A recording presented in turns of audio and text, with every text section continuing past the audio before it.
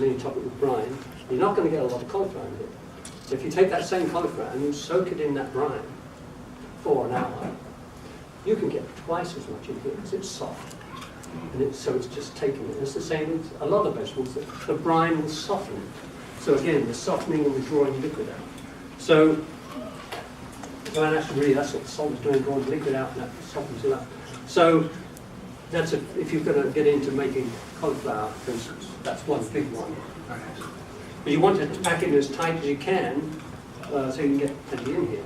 So if I do asparagus, then I'll cut my asparagus spears this high, topped up with brine, and I'll put garlic and ginger in that. And then I've got to have something to keep it under the brine. Always got to keep it under the brine. And I'll get into that in a bit. So I'm going to take, so I can keep it sidetracked. So, on top here I have some liquid. Okay. When you make sauerkraut, I do it in a big jar. I then transfer it to smaller jars. So I'll put it into quart, pint sizes typically. And you pack it in, again, fairly tight. So I'll push it down, and this is a sauerkraut pounder. You can use a really strong spoon.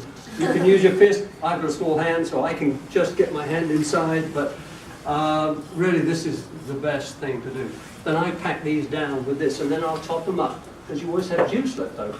And that is, I mean, a few hundred years ago, that was considered medicine. I just love to drink it, but I get a quart of juice left over, and it's in my fridge, and I add it to my smoothie, I add it to my juice, I'll add it to, I just juice some pomegranates, so I've got pomegranate juice. I add some of this juice to it, I add apple cider vinegar, I add lemon juice. That is an incredible drink. A little bit of salt as well, and salt. I read that salt, lemon juice, and apple cider vinegar in water should be the first thing you drink every morning. Just try it. It's not, I would say, the nicest thing, but it's not. You just have to adjust. But it's actually kind of, it's the idea is it's a revitalizing thing. So the juice, you don't ever throw it away. Actually, I pour it out and drink it. But what we're going to do here is make a sauerkraut salad. So this is my, so it's basically sauerkraut with stuff, and we're going to turn that. So here I have pineapple. Pineapple. So it's going to be sweet. Here I have some green chives or green onions. And here I've got parsley. I love parsley, it's so good for you. Parsley. And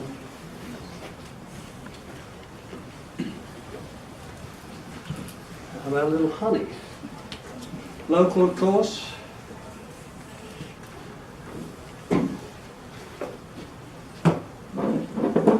And then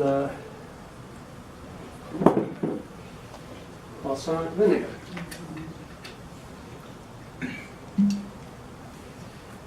You can use all different flavors in there. And some olive oil. Well, that's going to be, I'm going to leave the olive oil off because I'm going to get us home. Okay, and now this is done, all right? And of course, you can taste this. Now, this again needs a bit of melding. And we'll come up later on when we're through and taste it then.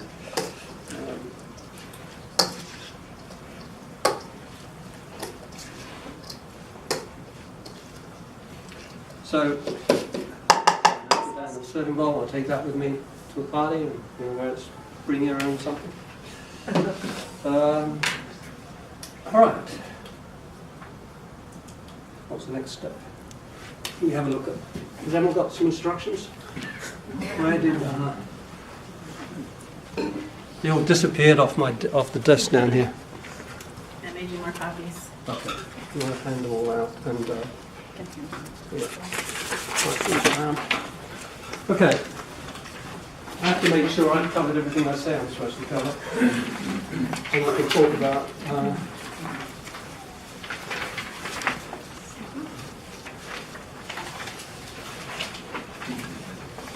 so I'm going to read through this just so I cover and talk about it. So we're going to have a container. I'm going to use this. If you ever take doing this seriously, you want to get a crock. And a crock has a water channel around the lip. Does anyone know what a sauerkraut crock looks like? No? Yeah? So it basically has straight sides, and then you have this Y, and it goes all the way around. And you put water in there, and then the lid fits inside that, and now you have it can let the air, the carbon dioxide out, and if anything comes in, it's coming through the water. So, take it easy. You start in here, or in here if you want to go.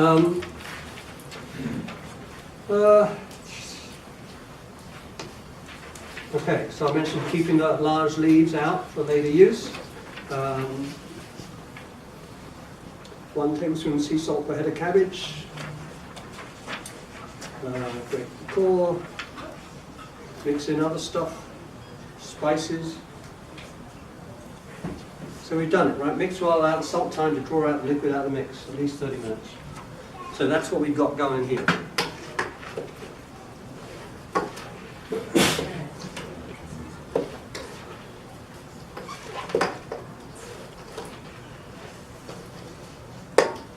Because basically, when I put it in this jar, I'm going to compress it down.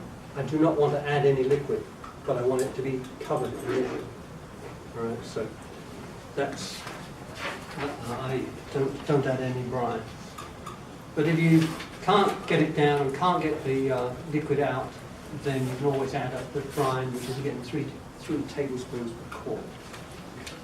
So what we're going to do next is we're going to pack it into here, punching it down with my crock, with my pounder, and you get liquid coming up. Then we're going to cover it with a layer of the cabbage leaves.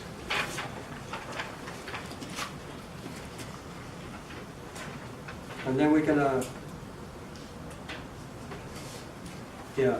if I ever need liquid, I will just take what I have left over from another batch. So then we're going to talk about these, the fermentation. So down below in the third section, you've got to keep it under the brine. Now, it's fine to open this up and push it down under the brine. What's the name of it? You can get this thin white yeast on the top. I can't remember the name of it now. Calm yeast, yes. And that's not a problem. You can scoop it off, mix it in. It really doesn't have a big issue. You don't really want molds on it. When I said molds before, I meant that calm, because that's calm yeast. But basically, it's down to getting the jar sealed to prevent that outside stuff coming in.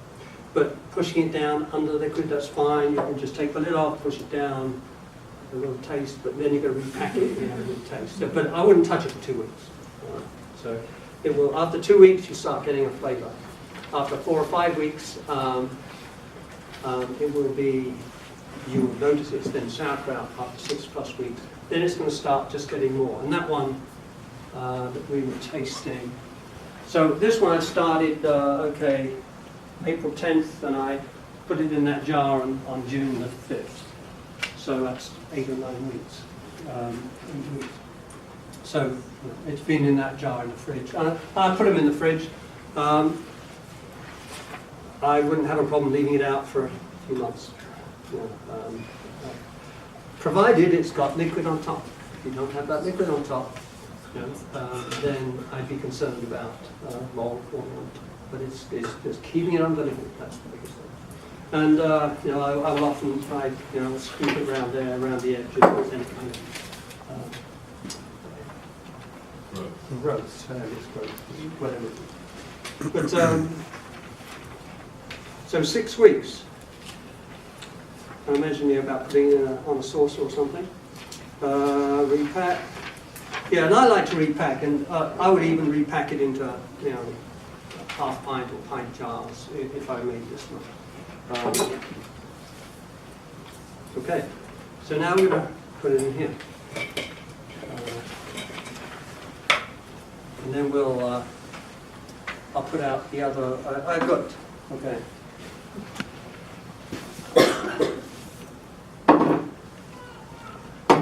These are only pints, but, so this is, I've got some kimchi.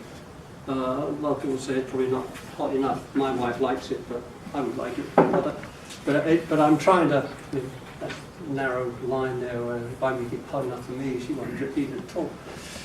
So this is a rutabaga mix. This is what I mentioned, a friend of mine who, what he does, he just puts everything in a food processor. I'm a bit more, what's the term,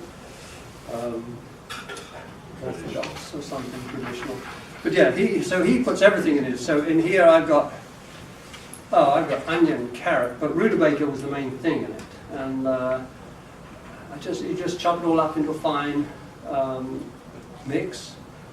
And then you stick it on the side in the jar, make sure you've got liquid over it, and let it ferment. And this was what he said, well, after 7 days it's fine. Well, after 7 days it tasted okay, but then I started thinking, well, that's the onion, and that's the ginger, and that's the, I don't know what else I put in here, turmeric, carrot. The pieces are so small, but anyway, you can taste some of that as well. All right, so you need your funnel, and just to be, I'll go wash my hands again.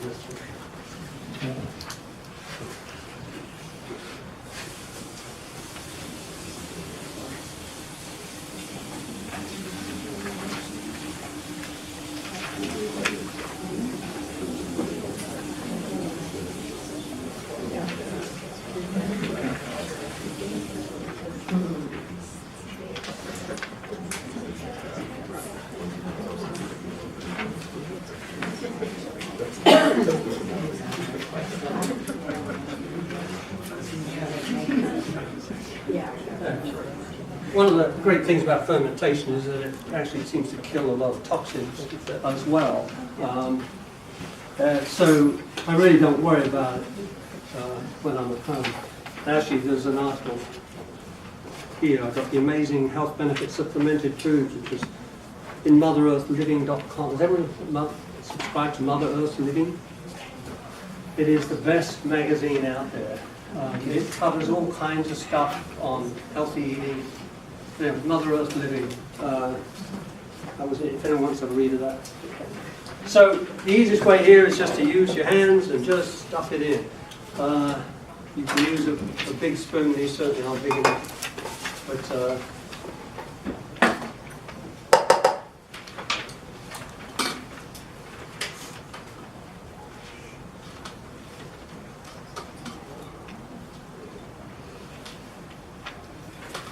is kimchi made the same way, you use different set of okay, ingredients? the sauerkraut is a little different than most other things. And kimchi is, I guess. Okay, so really, it's just Korean sauerkraut. But what you do is you use a different cabbage in the first place. It's a softer cabbage, Napa cabbage, or Chinese cabbage, or 2 or 3 others. They're softer than regular cabbage. And then you chop it up, and then you soak it in the brine, and this softens it all up. And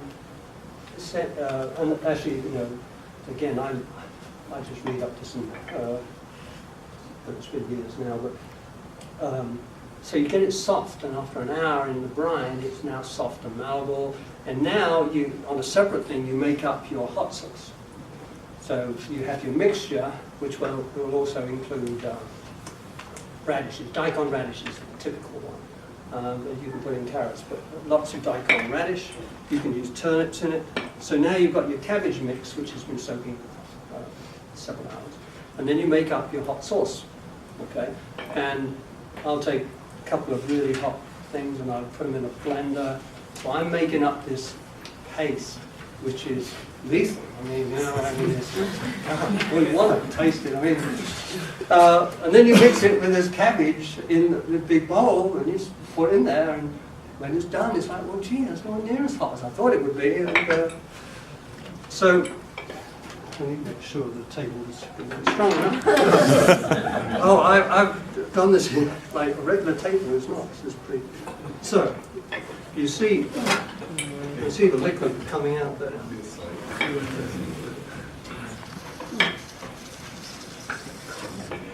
You get really bruised knuckles if you do this with your hand.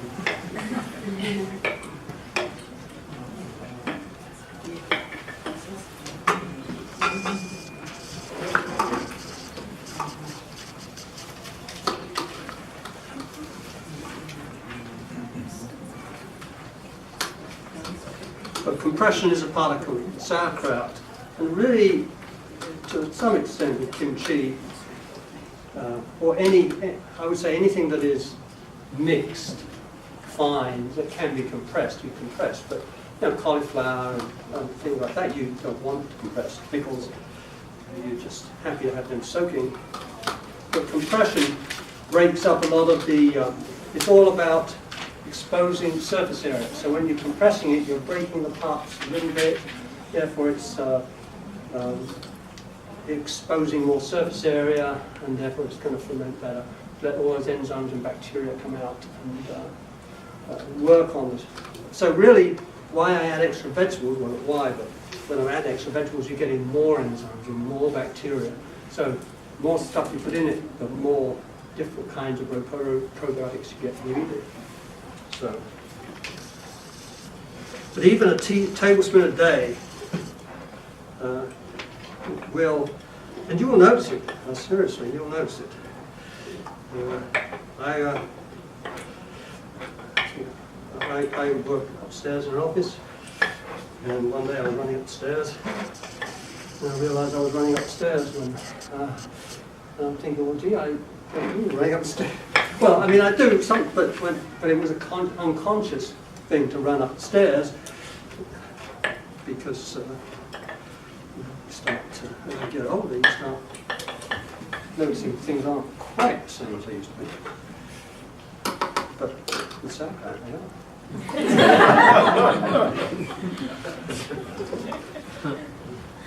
So what's the advantage of using the crock? Just that it's bigger? I just found it's so much more reliable. I mean, I wouldn't say maybe I've thrown away one jar in 10 years. There are a few cases where, and going back to what I thought was light, was the top inch or so just doesn't look right, so I'll scrape that off. And I wouldn't tell you to do that, but you know, that's what I do because I'm comfortable with that. So if you did that and then you got it all, and you blame me. So no, it's. Oh, sorry, I lost my track there. The advantage of using crocks are more Yeah, durable. it basically is a very secure seal. Okay, what you can use for seals. Traditionally, it's a cloth over the top, and a cotton muslin or something, linen, and that obviously allows spores both ways. You can use this with a coffee filter. You know, I use that actually for my Kefir. That's what I've just done for years and never had a problem. You can use, you can leave that on and put it over a coffee filter. You've got a little bit more tight, because you don't want it tight, but you're still going to get some air seepage through. The coffee filter just allows that air passage. I have just, my crock, I say, is what I make 90% of my stuff in. And I had like 6 classes in a row, and my can was this big, and it was full of jars, different sizes. But I use these things, and basically they plug into something like that. And you pour water in here, so you're creating an airlock, and that's essentially doing the equivalent. But they do tend to overflow. I've never had the crock overflow. So the crock involves a heavy weight.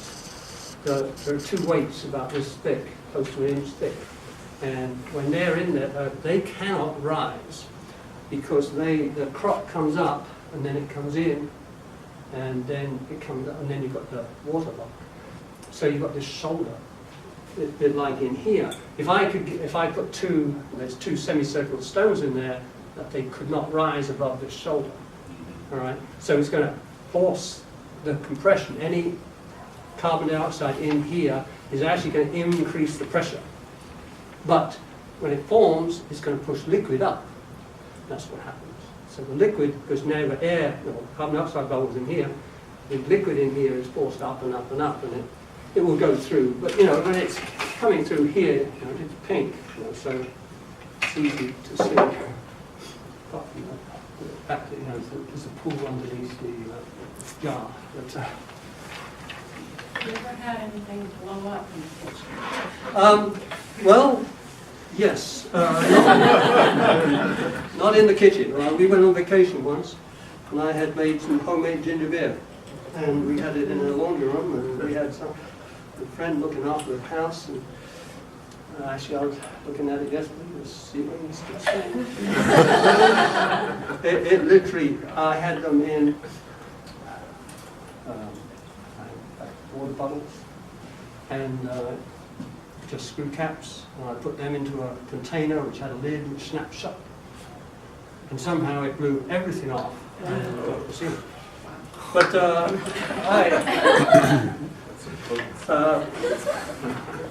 water kefir is the one that people get concerned about because it can have a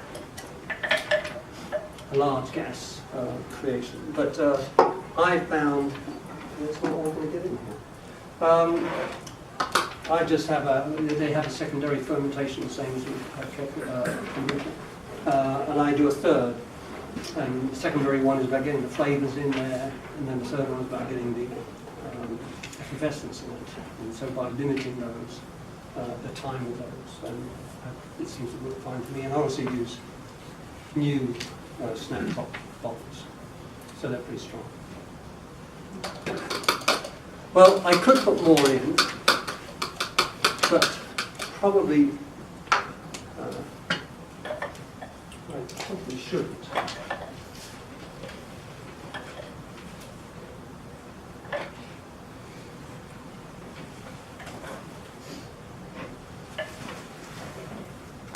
See, as you talk, it's going down. So.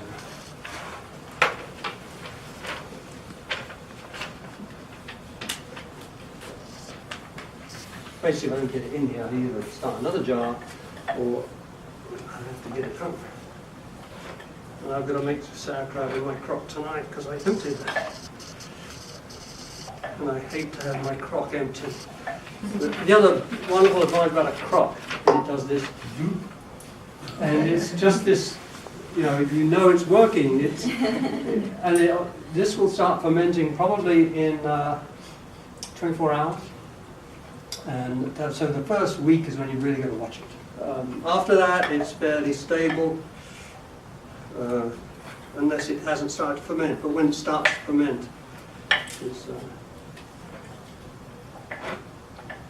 You mean you have to watch it the first week? You have to... Overflow? Overflow, yeah. Okay, so now we've got it in there.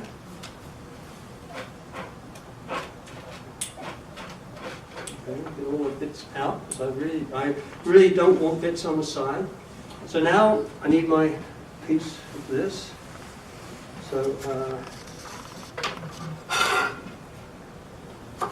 I'm just going to cut it down to size. I usually save several leaves and just use the best ones. In the crock, I'm using like 4, 5, 6 of these. Just kind of overlap them. Yeah. There you go. And a little bigger is fine.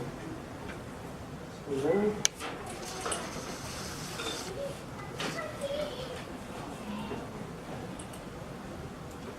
This also needs to be under the liquid.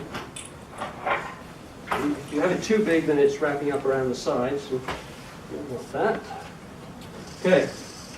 So now I made these. This is a piece of cheap cutting board, flexible cutting board. And actually that's the wrong size, that's for a quart jar. That's for a quart jar. I didn't check that, did I? No, I don't have one for a half gallon. Well, I'll do it for the hand. But basically, you put this in here, and the idea is that it hooks under the shoulders, so it's going to stop rising. Okay? And then you can buy weights. I'd rather use something like that to hold it down. These are, well, I was so pleased when I bought these. Unfortunately, they cracked. I mean, like, why did it crack? I'm thinking, I must have shaken the jar or something, and it just banged aside.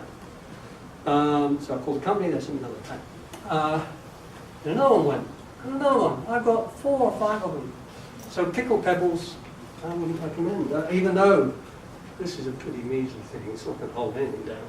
But anything that's going to spread the weight, you know, you can use half a dozen of these in here to basically keep it down.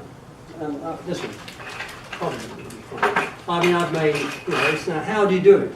So I cut these for a piece of plastic, because that will now keep that down there. So if it starts to rise, it'll hit the lid, but it won't stop the air escaping through here. All right, so it's just how do you innovate to create something that will keep it under the liquid. Now, as I said, a couple of days later, you're looking at this thinking, oh, isn't it pretty? Oh, what could I get it under? So you just take, and Sandal Katz actually said, this is what he does. He just comes in here every day or two, and he comes in and he just pushes it down. As long as it's down there. It doesn't matter, it's up there for an hour or two, it's up there for a week. So now you've got your jar, you put it on the side, the water in here, and that is good now for 6 weeks. I typically don't open mine now, unless I see something or it overflows. And it will gradually turn to that colour. Herman Market, there was a Herman Market down in Franklin Road. I did class down there, and they had a big jar up on the side there, and every day it changed a little bit more. That's that.